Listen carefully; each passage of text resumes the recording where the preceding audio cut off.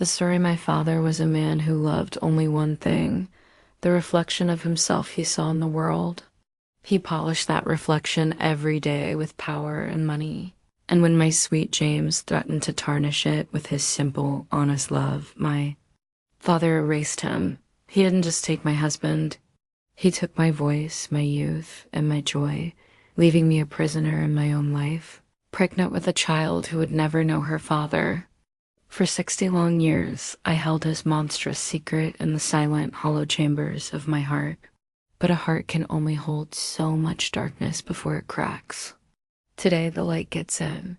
Before I begin my story, let me know in the comments where you are listening from and what time it is. I just want to know I'm not alone in this. And if you feel moved by what you hear, consider subscribing. It helps more people become aware of the reality of elder abuse. Now let me tell you what really happened. The silence in a place like this is a peculiar thing. It's not the peaceful quiet of a country morning or the gentle hush of a library. It's a heavy, weighted silence filled with the unspoken histories of 100 souls biding their time. My name is Eleanor, and for the last 6 years, Room 2B at the Oakwood Care Facility has been my world.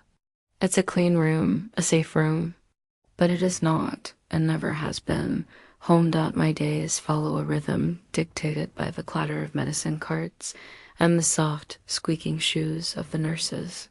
Breakfast at 7, a slow, creaking walk down the hall at 10, lunch at noon, and then the long, quiet afternoon. Most of the other residents gather in the common room, their chairs circled around a television that blares game shows no one is truly watching. They talk, they knit, they doze. I do not. I prefer the company of the window in my room, which offers a view of a single, stubborn oak tree that marks the seasons for me. I am what they call a sweet but sad old woman. The nurses are kind, always patting my hand and telling me to cheer up. Such a lovely day, Eleanor. Why the long face? They'll chirp. I give them a small, watery smile because it's easier than explaining that my face has been long for 60 years. The sadness is etched so deep into the lines around my eyes and mouth that I doubt my muscles remember how to form any other expression. My family, what's left of it, visits on the first Sunday of every month. My son Robert comes. He is a good man, but he is a product of the life that was chosen for me, not the one I chose for myself. He is dutiful, respectful, and a complete stranger to the young woman who was once his mother. He was born of silence and sorrow, and he knows me only as the quiet, distant figure I was forced to become. He brings his own children, my grandchildren, who fidget and stare at their phones, uncomfortable in the presence of such stillness and old age. They love me in the abstract way one loves a grandmother from a storybook, but they do not know me. They have no idea that the frail woman in the wheelchair once had a spirit that could dance and a heart that beat with a fierce, all-consuming love. That love was named James. My life, the real one, end of the year I turned 20. Everything since has been an epilogue, a long, drawn-out postscript to a story that was never finished.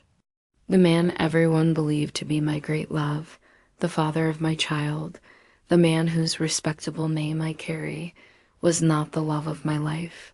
He was my warden. My true husband, my James, was a secret I was forced to bury 60 years ago. The past stayed buried, locked away in a part of my mind that I rarely dared to visit. But memory is a fickle thing. It lies dormant for decades, and then one day, a scent, a sound, or in my case, a simple, forgotten object can resurrect it all. It happened on a Tuesday. A young aide named Chloe was helping me with what she cheerfully called spring cleaning. Though it was the middle of autumn, we were sorting through a dusty cardboard box of belongings that had followed me from house to house, and finally to this room. It was filled with yellowed papers, dried corsages, and other meaningless trinkles of a life I barely recognized as my own. "What's this, Eleanor?" Chloe asked, holding up a small leather-bound book. My old diary, I said, my voice thin and reedy. From before. She handed it to me, and my gnarled fingers fumbled with the clasp. It fell open, and tucked between 2 pages was a small, black and white photograph, its edges scalloped and worn. The world around me dissolved. The scent of antiseptic cleaner, the hum of the hallway buffer, Chloe's gentle humming and all, vanished. There he was. James Dot. He was leaning against his old Ford pickup, the one he'd saved 2 years to buy. The sun was in his eyes, making him squint a little, but the smile on his face was wide and brilliant. He wore a simple work shirt, the sleeves rolled up to his elbows, showing the strong forearms that had held me so tight. His hair was a little messy, catching the light. He was looking at me, the person behind the camera, with an expression of such pure, uncomplicated adoration that it stole the breath from my 80-year-old lungs. Eleanor, are you all right? Chloe's voice pulled me back, but the spell was not broken. My hand began to shake, not from the palsy of old age, but from the tremor of a memory so powerful it felt like it was happening right now. I could feel the warmth of that summer day, smell the freshly cut grass, hear his laughter echoing in my ears. It was the day he proposed to me. We were just kids, barely 20 years old, with nothing to our names but a beat-up truck and a love so big it felt like it could conquer the world. We were wrong. It couldn't even conquer my father. Holding that photograph, I felt a crack appear in the wall I had built around my heart 6 decades ago. For the first time, it wasn't just the sorrow that came flooding back. It was the anger, the injustice, the sheer, raging unfairness of it all. They had all told me to move on, to forget, to be grateful for the life I was given. My father, my second husband, the whole town, they had all been complicit in the burying of James. But looking at his face, so full of life and promise, I knew I couldn't keep him buried any longer. He deserved to be remembered. I deserved to be heard. The sweet, sad old woman in room 2B was a lie. She was a ghost, a role I had been forced to play. And as I clutched that precious photograph to my chest, I felt a flicker of the girl I used to be, the girl who loved James with all her might. She was still in here somewhere, and she was done being silent. To understand what my father did, you must first understand the world he built. We lived in Crestwood, a town where your last name was your currency, and our name, Beaumont, was like gold. My father, Marcus Beaumont, was the town's most prominent banker.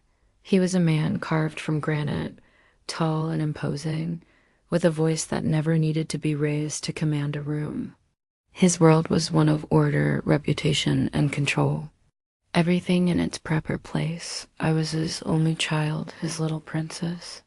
But I was not a person to him. I was an asset. My education, my manners, my appearance, it was all an extension of the Beaumont name.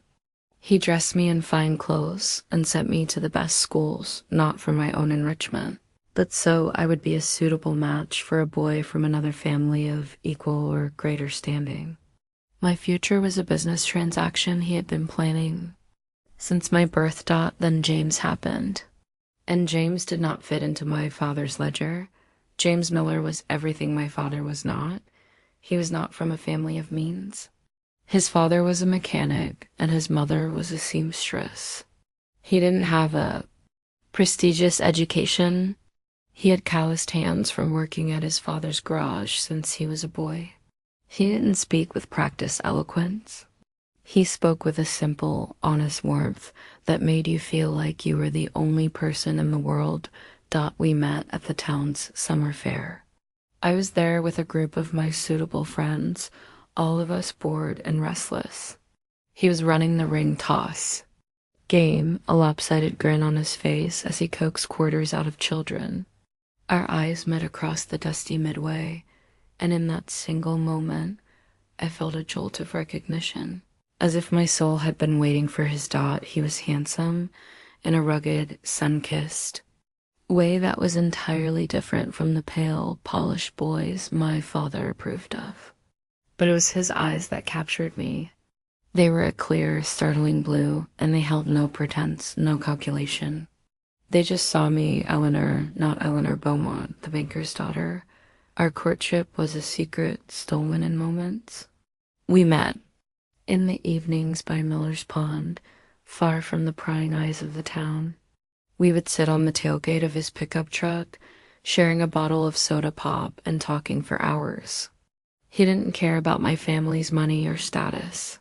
He wanted to know about my dreams. No one had ever asked me that before.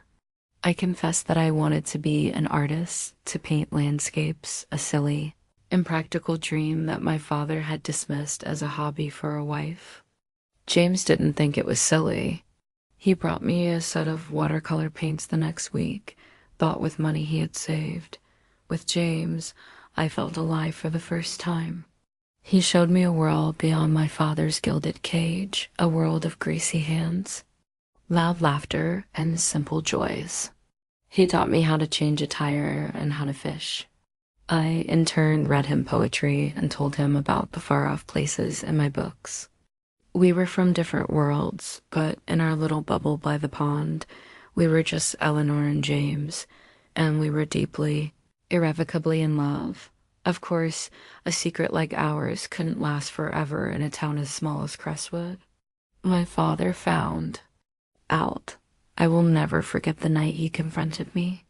I had just returned from seeing James, my heart full and my cheeks flushed. I walked into the study to find him sitting in his large leather chair, a single lamp casting his face in harsh shadows. "Where have you been?" he asked, his voice dangerously calm. I stammered something about being with friends. He stood up, his towering figure blocking the doorway. "Do not lie to me, Eleanor. I know you have been seeing that grease monkey." The way he said the words, dripping with disdain, made my blood run cold. "His name is James," I said, my voice shaking but firm, "and I love him." My father laughed. It was a cold, cruel sound that held no humor. "Love? You are a child. You know nothing of love. You know of infatuation, a foolish girl's fantasy. You are a Beaumont. You will not throw your life away on some penniless nobody." "His family is good and honest," I argued, tears welling in my eyes. "He works hard. He's smart. He is dirt," my father spat. "He has nothing to offer. He will stain our name. I forbid you to see him again. This is over." I stood my ground, fueled by a love that felt more real than anything in my father's world. "No," I whispered. "I won't stop seeing him. I'm going to marry him." The slap came so fast I didn't see it. The force of it sent me stumbling backward, my cheeks stinging, my ears ringing. It was the first time he had ever laid a hand on me. In that moment, the illusion of the loving father shattered, and I saw him for what he was, a tyrant. "You will do as I say?" he seethed, his face a mask of fury. "You are my daughter. You belong to me. I will not have my bloodline tainted by garage filth." That night, I packed a small bag. James and I had talked about it before, a whispered, "What if" plan. What if we just ran away? We were both 20. We were adults. My father couldn't stop us if we left. I met James at our spot by the pond. When he saw the tear tracks on my face and the red mark on my cheek, his gentle expression hardened into something I had never seen before, pure rage. He held me as I cried, his touch both comforting and protective. "We're leaving tonight," he sighed, his voice resolute. "We'll drive west. I can get work anywhere. We'll make it, Ellie, I promise. As long as we're together." We were married the next morning in a dusty courthouse 2 towns over, with a bewildered clerk and her husband as our witnesses. I wore a simple cotton dress. My wedding ring was a thin silver band he'd bought for $5. It was the most precious thing I had ever owned. For one perfect day, I was Mrs. James Miller. We were free. We were happy. We were blissfully tragically naive. We believed our love was the end of the story. We had no idea it was just the beginning of my father's war. Our freedom lasted for 3 beautiful sun-drenched weeks. We drove west with no destination in mind. The windows of the pickup truck rolled down and the radio playing. We were gloriously poor, staying in cheap motels and eating at roadside diners. I had never felt richer in my life. The world felt new and full of possibility. James would work odd jobs in the towns we passed through, fixing a tractor, helping a farmer with his harvest, just enough to earn us gas and food money. To keep going on in the evenings, we would park the truck under a canopy of stars, bigger and brighter than any I had seen in Crestwood. James would talk about his plans. He was going to save up and open his own garage, a clean and honest one. Miller and Son, he'd say, even though we didn't have a son. We have to plan for the future, Ellie. He wanted to build me a small house with a big window where I could set up an easel and paint all day. During those 3 weeks, I discovered I was pregnant. It was a quiet knowing at first, a subtle shift within my own body. When I told James, his reaction was pure joy. He knelt in the dust of a motel parking lot and placed his hand on my still flat stomach, his blue eyes shining with tears. The idea of our child, a tiny symbol of our love, made our future feel even more real and tangible. Our life was no longer just a dream. It was beginning. It was my morning sickness that forced us to stop. I became too ill to travel comfortably. We found a small town in Colorado, nestled in the foothills of the mountains. James got a steady job at a local garage, and we rented a tiny apartment above a bakery. The smell of fresh bread woke us up every morning. For 2 months, we lived a simple, sweet life. I started painting again, capturing the purple hues of the mountains at dusk. James would come home smelling of oil and grease, and I would kiss the smudges on his cheek. We were building our little life piece by piece. We were happy, and that was our mistake. We got comfortable. We let our guard down. We thought my father would simply let me go, that his anger would fade and he would write me off as a lost cause. We underestimated his obsession. We underestimated his evil. The first sign that our bubble was about to burst was a car. A sleek, black sedan, the kind you never saw in our little mountain town, parked across the street from our apartment. It was there for 2 days. James noticed it first. "Don't worry," I said, trying to soothe the unease in his voice. "It's probably nothing," but I felt it too. A cold dread that had nothing to do with the autumn chill in the air. The next evening, James came home from work looking pale and troubled. "A man came by the garage today," he said slowly, refusing to meet my eyes. "A private investigator. He was asking questions about me, about us." My blood ran cold. "My father." It wasn't a question. "He found us, Ellie," James said, finally looking at me, his eyes filled with a fear I'd never seen there before. "What are we going to do?" We talked late into the night. My first instinct was to run again, to pack our few belongings and disappear further west. But I was 3 months pregnant now, and the thought of being on the road again, sick and scared, was terrifying. "No," James said, his jaw set with determination. "We're not going to run for the rest of our lives. I haven't done anything wrong. We haven't done anything wrong. I'm going to face him." "No, James, you don't know him," I pleaded. "He's not a reasonable man." "He's your father," James insisted, his own decency making him incapable of understanding true malevolence. "He has to listen. I'll call him. I'll tell him that I love you, that I'll take care of you and the baby. I'll make him understand." Against my better judgment, I let him. I was so scared, and his confidence was a balm to my frayed nerves. He got the number for my father's private office and made the call the next morning. I sat beside him, twisting. My hands in my lap, listening to his side of the conversation.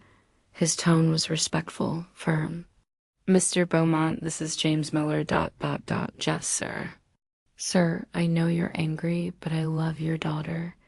I will spend my life making her happy. We're going to have a child, sir. Your grandchild." There were long pauses. I could only imagine the cold, venomous words my father was saying on the other end. James's face grew tighter, paler. "No, sir, I will not send her home," he said, his voice hardening. "She is my wife. Her home is with me. ... What? What do?" "You mean?" His face went ashen. He held the phone away from his ear, staring at it in disbelief before slowly placing it back on the cradle. "What is it, James? What did he say?" I asked, my heart pounding. He looked at me, his eyes wide with a dawning horror. He said he's coming. He said he's going to come here and fix this mess himself. He said ... He said he was going to bring you home, no matter what it takes. My father arrived 2 days later. He didn't come to our little apartment. He didn't call. His arrival was announced by the local sheriff, who knocked on our door late one afternoon. "James Miller?" the sheriff asked. He was a portly man with a weary face. "Yes, that's me," James said, stepping forward. "I'm afraid there's been an accident." "Down at the garage," the sheriff said, taking off his hat. "A vehicle slipped off the hydraulic lift. You need to come with me." I grabbed James's arm, a primal scream building in my throat. "No," I whispered. "No, it's him. It's my father. Don't go." James looked from the sheriff's grim face to my terrified one. He gave my hand a squeeze. "It's okay, Ellie. It's just an accident. I have to go see. I'll be right back. I promise." He kissed my forehead and walked out the door with the sheriff. I never saw him alive again. The hours after James left were a blur of agonizing silence. I paced our tiny apartment, my hands pressed against my stomach, as if I could physically protect our child from the evil I felt creeping in. The smell of bread from the bakery below, usually a comfort, now seemed cloying and suffocating. Every creak of the floorboards, every distant car horn, sent a jolt of panic through me. He had promised he would be right back. James never broke a promise. The knock on the door came just after dusk. It wasn't the heavy official rap of the sheriff. It was a firm, confident, familiar sound. My heart stopped. I knew who it was before I opened the door. My father stood there, silhouetted against the dim hallway light. He was dressed in a pristine traveling suit, not a speck of dust on him. He looked calm, composed, as if he were arriving for a business meeting. Behind him stood 2 large men I had never seen before, their faces impassive and hard. "Hello, Eleanor," he said, his voice smooth. "Ask Glass. It seems you've made quite a mess of things." I stared at him, my mind refusing to process the scene. "Where is James?" I demanded, my voice a ragged whisper. "The boy met with an unfortunate accident," my father said, waving a dismissive hand. "A terrible tragedy, faulty equipment at the garage, untold. Crushed him instantly. You have my deepest sympathies." He said the words with no more emotion than if he were reading a stock ticker. The room began to spin. A roaring filled my ears. "Crushed him." The words echoed in the sudden, vast emptiness of my world. The life we had built, the future we had planned, the man who was my everything gone. Erased in a single brutal moment. "No," I choked out, stumbling backward. "You're lying. You did this." My father stepped into the apartment, his polished shoes clicking on the worn linoleum. The 2 men followed, closing the door behind them. The small room suddenly felt like a cage. "What I did," he said, his voice dropping to a low, menacing tone, "was solve a problem. You created a problem, Eleanor. A dirty, inconvenient problem. I have cleaned it up. The cold, clinical nature of his confession was more shocking than any scream or shout would have been. He wasn't confessing to a crime. He was outlining a successful business strategy. He had liquidated a bad investment. Tears streamed down my face, hot and furious. He was my husband. I loved him. He was the father of your grandchild. I screamed, my hands balling into fists.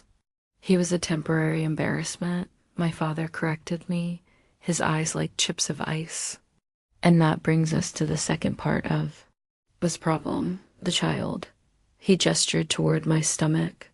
My protective instincts, fierce and primal, took over. I backed away until I hit the wall.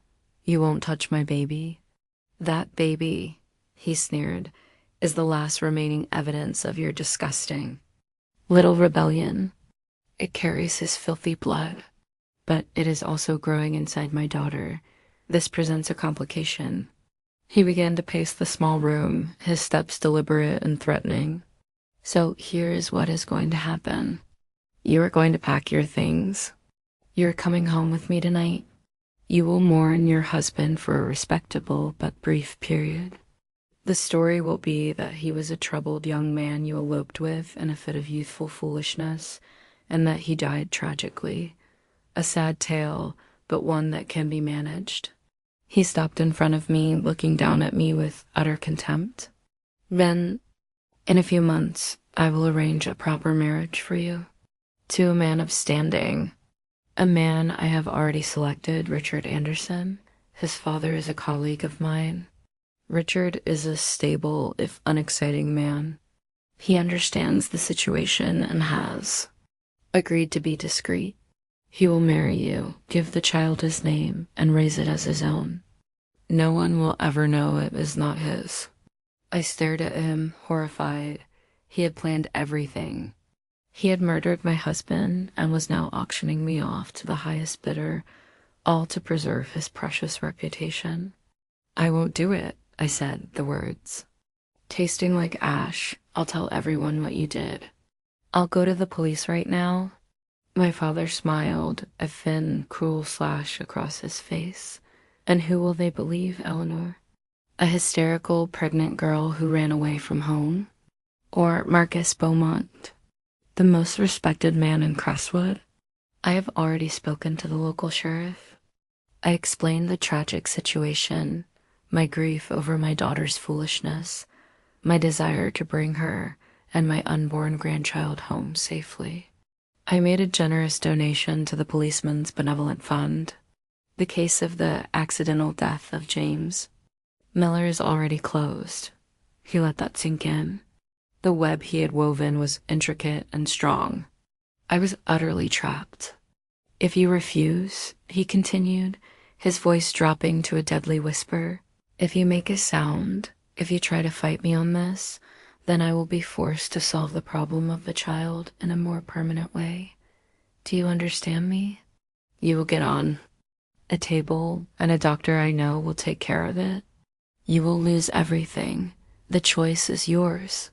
A comfortable life under my roof, where your child will be safe and provided for, or nothing. A lifetime of shame, poverty, and the ghost of a baby.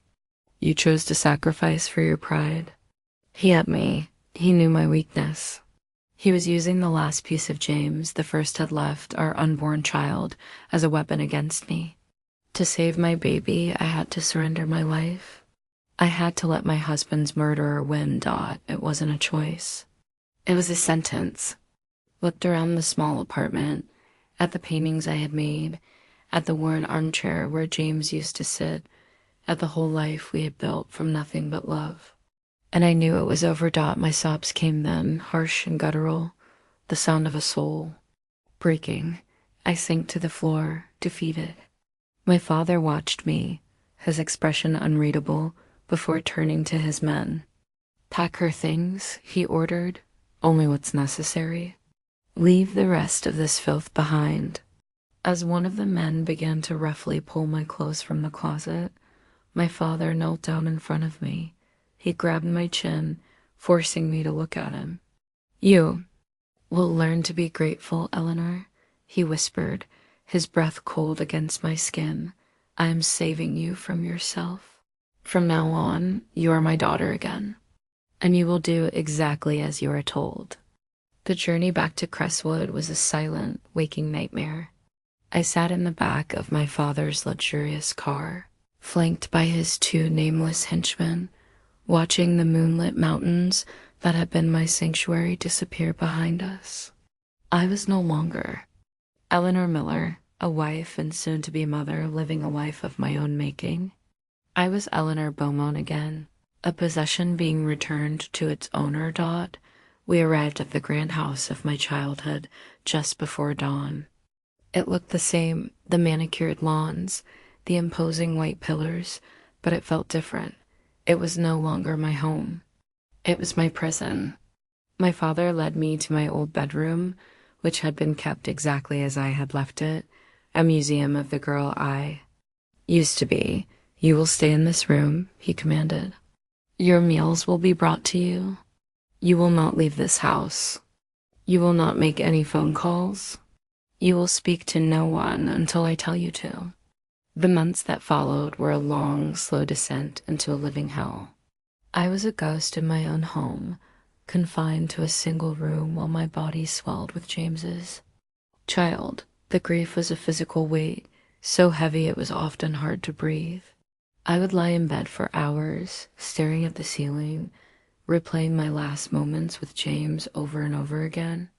His smile, his promise to be right back, the way he kissed my forehead. The pain was a constant, sharp ache in my chest, but my father's cruelty was not limited to imprisonment. He engaged in a campaign of psychological torture designed to break me completely, to erase every last trace of James and the independent woman I had become. He would come into my room and talk for hours about James's lowly background, his inferior intelligence, his unworthiness. He called my love for him a sickness from which he was curing me.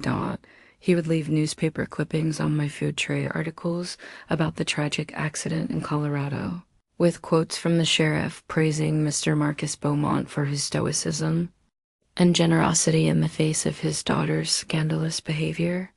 He was rewriting history, painting himself as the hero and me as the foolish, fallen girl. The worst of it was the constant threat against my unborn child.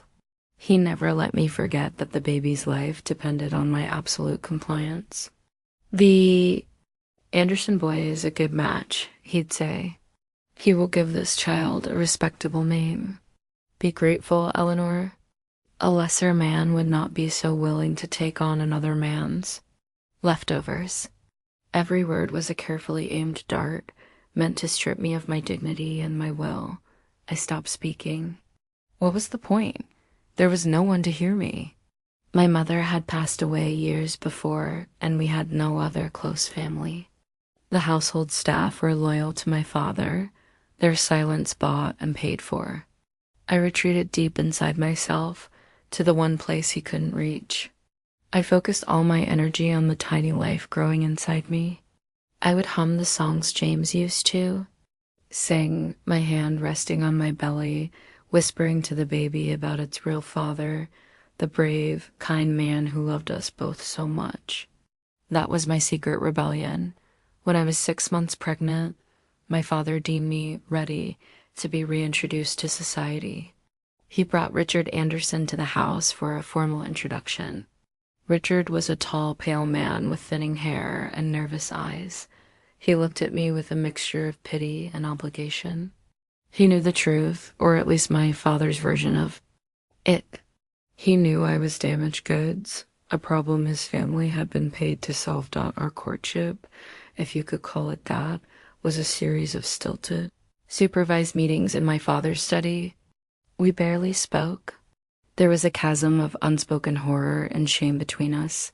The wedding was planned. It was to be a small, quiet affair. Just a few weeks after the baby was born, I gave birth to a healthy baby boy in a private hospital my father had chosen. As I held my son for the first time, I looked into his tiny face and saw James. He had his father's dark hair and the same determined set to his little mouth. In that moment, A flicker of strength ignited in the ashes of my heart. I named him. Robert, a strong, simple name. Not James. I couldn't bear to give my father another piece of him to twist and corrupt. Robert was his own person. He was my reason to survive. 2 months later, I stood in a church and married a man I did not love, a man who could barely look at me. I wore a modest gray dress and a veil to hide my empty eyes. My father stood beside me, looking proud, the picture of a benevolent patriarch who had rescued his daughter from ruin. As I said the words, "I do," I felt a piece of my soul die. I had saved my son's life, but I had sacrificed my own. Life with Richard was a quiet, loveless affair. We lived in a large house provided by my father. We were wealthy, respected members of the community. I played the part of the dutiful wife and mother. Richard was not a cruel man, but he was a weak one. He was terrified of my father and lived his life under his thumb. He treated Robert with a kind of distant, formal affection, but there was no real bond. Our home was not filled with laughter and love. It was filled with the oppressive weight of our shared secret. My father was a constant presence in our lives, a spider at the center of the web. He controlled our finances, our social life, our very existence. He doted on Robert, his grandson, in a public display of affection that turned my stomach. He was ensuring the Beaumont legacy would continue, untarnished. He had won. He had gotten everything he wanted. He had erased James Miller from the world and locked me in a beautiful, gilded cage where I would live out the rest of my days, a perfect, silent monument to his power. For years, I believed that was the end of the story. I raised my son, I managed my household, I smiled at parties. I buried the girl who loved a boy named James so deep that I almost forgot she ever existed. I did what I had to do to survive, to protect my child. But survival is not the same as living, and a secret as dark as mine doesn't stay buried forever. It festers, and eventually it demands to be heard. Decades passed in a monotonous blur. Seasons changed, my son grew up, and my hair turned from brown to silver. I watched Robert become a man, get married, and have children of his own. I became a grandmother. On the surface, my life was the picture of success my father had designed. Richard and I remained married, not out of love, but out of a shared silent habit. He passed away from a heart attack when I was in my late 60s, and I can honestly say I felt more relief than grief. His death was just one less person I had to perform for. My father, Marcus Beaumont, lived to the ripe old age of 92. He remained the unshakable tyrant of our family until the very end. His mind as sharp and cruel as ever, even as his body failed him. When he finally died, I felt nothing. No sorrow, no closure, just a profound, hollow emptiness. The monster was gone, but the cage he had built around me remained. His secret was so deeply ingrained in me that it had become a part of my own identity. After Richard's death, I sold the large house and moved into a smaller, more manageable one, but the loneliness was a heavy cloak. Robert was busy with his own family and his career, and our relationship, while not strained, was marked by a formal distance that had been established in his childhood. He saw me as his quiet, dignified, but emotionally unavailable mother. He had no idea that my distance was a shield, protecting him from a truth I was sure would shatter him. How could I tell my son that the man he knew as his grandfather was a murderer, and the man he called his father was a stranger who had agreed to claim him? So I remained silent. The secret stayed locked away. As I grew older and more frail, the decision was made for me to move into the Oakwood Care Facility. And that is where I was, a sweet, sad old woman in room 2B, waiting to let my story die with me, until the day Chloe helped me find that photograph of James, holding his picture. Feeling that old, forgotten rage was the first crack in the dam. But it was a young nurse named Sarah who finally gave me the strength to break it open. Sarah was different from the other nurses. She was in her late 20s, with kind, perceptive eyes that seemed to look past the frail, elderly patient and see the person underneath. She often stayed a few extra minutes after bringing my medication just to talk. One evening, she found me sitting by the window, clutching the photograph of James with silent tears streaming down my face. She didn't offer any cheerful platitudes. She simply pulled up a chair and sat with me in the quiet. "That was someone very special, wasn't he?" she said softly. I could only nod, unable to speak past the lump in my throat. She looked at me for a long moment, then said, "You know, you remind me of my own grandmother.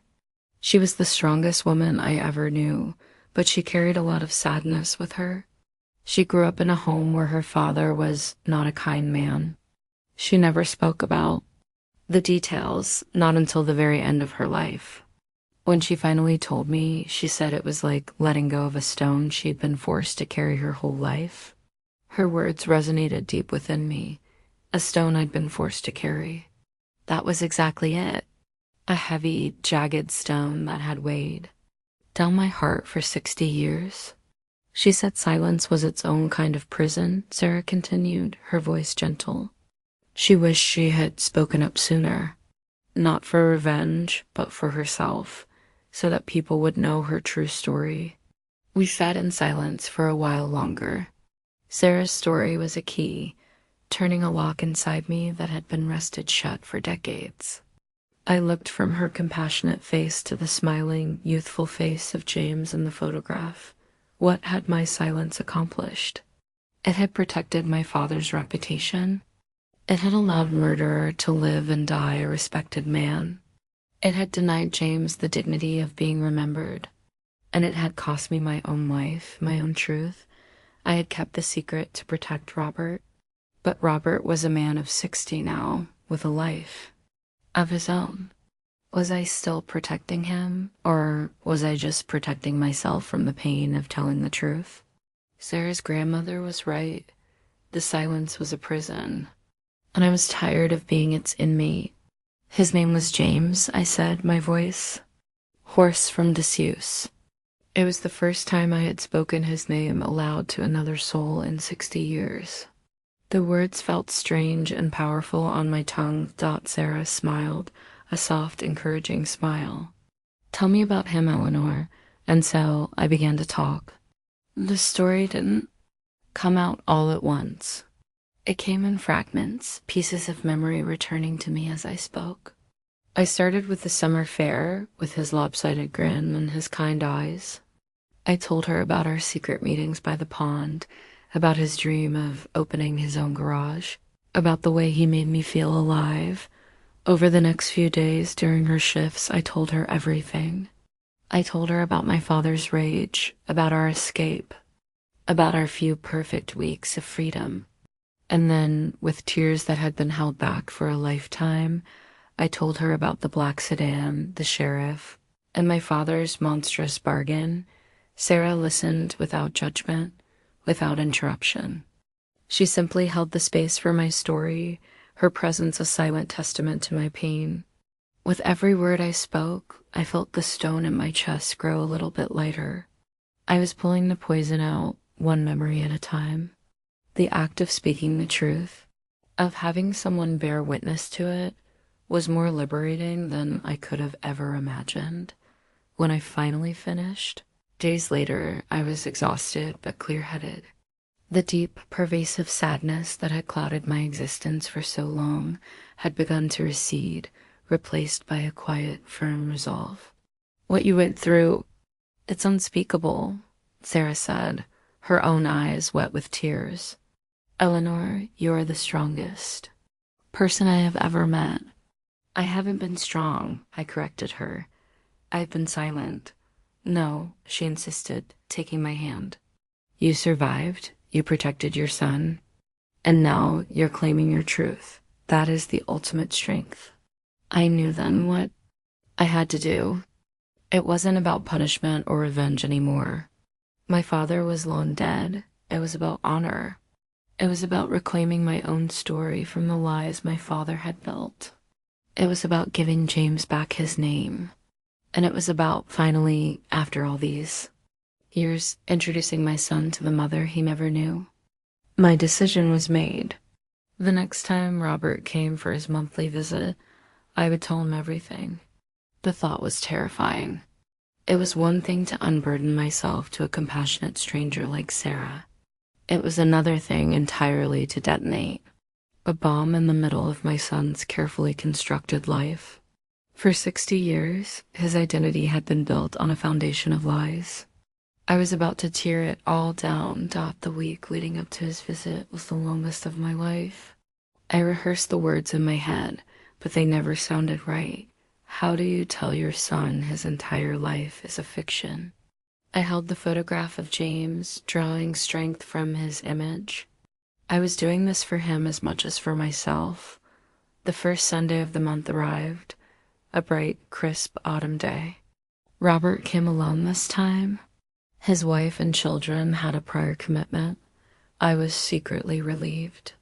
This was a conversation that needed to happen between a mother and her son. He came into my room with his usual polite smile, carrying a bouquet of flowers. "Hello, Mother. You're looking well."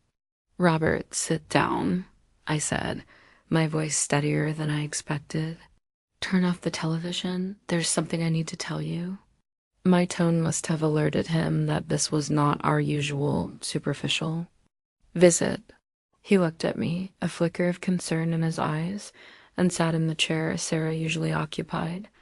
I took a deep breath and began. I didn't start with the murder or the violence. I started with love. I started with James. "Before I married your father," I said, looking directly into my son's eyes, "I was married to another man. His name was James Miller. He was my first love, my true love. And he was your biological father." Robert stared at me, his face a mask of confusion. He started to smile, thinking it was a lapse of memory, a symptom of my old age. "Mother, what are you talking about? My father was Richard Anderson?" "No, Robert," I said gently. "Richard Anderson was a kind man who agreed to give you his name to save me from a terrible situation. But the man whose blood runs in your veins was James." I handed him the photograph. He took it hesitantly, his eyes darting from the picture of the smiling young man to my own resolute face. He saw the truth there. The confusion on his face slowly morphed into shock. I told him everything. I didn't spare him the details, and I didn't spare myself. I told him about Crestwood, about my father's tyranny, about the pure and simple love I shared with James. I told him about our escape, my pregnancy, and the few happy months we had in Colorado, and then, my voice cracking but my resolve firm, I told him how my father found us. I told him how Marcus Beaumont, the grandfather he had known and respected, had orchestrated the murder of my husband, his father. I told him about the bargain I was forced to make in that tiny apartment, my silence in exchange for his life. Robert sat frozen, the color draining from his face. The photograph of James trembled in his hand. I could see a lifetime of certainties crumbling behind his eyes. He didn't speak, he just listened, his gaze fixed on me as if seeing his mother for the very first time. He was no longer looking at the quiet, distant woman he had always known. He was looking at a terrified, heartbroken 20-year-old girl who had been forced to make an impossible choice. When I finished, the silence in the room was profound. The only sound was the ticking of the clock on my bedside table, marking the seconds of our new, altered reality. Finally, Robert spoke, his voice thick with emotion. All these years, you carried this alone?" I nodded, tears finally spilling over and running down my wrinkled cheeks. "I did it to protect you, Robert. It was the only way I knew how." He got up from his chair and knelt before my wheelchair. He took my frail, wrinkled hands in his own. He looked at the photograph of James again and then back at me, and for the first time in my memory, I saw my own son cry. They weren't tears of anger or betrayal. They were tears of a deep, sorrowful understanding. I'm not the one who needed protecting, he whispered. You were, and I never knew. In that moment, the distance that had defined our relationship for 60 years dissolved. He wasn't looking at a stranger anymore. He was looking at his mother, a woman who had endured the unthinkable for him. He finally understood that my silence had not been a sign of coldness, but the ultimate act of love. He stayed with me for hours, long after visiting hours were over. We talked more than we had in our entire lives. He asked questions about James, what he was like, what he laughed at, what his dreams were, and I answered them all, painting a portrait of the father he never knew. With every story I shared, I felt James's spirit fill the room, no longer a ghost, but a cherished memory by speaking the truth. I had not shattered my son. I had given him a new, more profound heritage. I had given him a father who died for love and a mother who survived out of fierce, protective strength. I don't know how many days I have left in this world, but they will be different from the ones that came before. I am no longer Eleanor Beaumont, the banker's daughter, or Eleanor Anderson, the respectable widow. I am Eleanor Miller, a woman who loved fiercely, survived a great evil, and finally found her voice. The photograph of James now sits on my bedside table for all to see. The sweet, sad old woman is gone, and her place is just Eleanor, and for the first time in 60 years, that is more than enough. The truth didn't change the past, but it has set my future, what little I have left of it, completely and utterly free.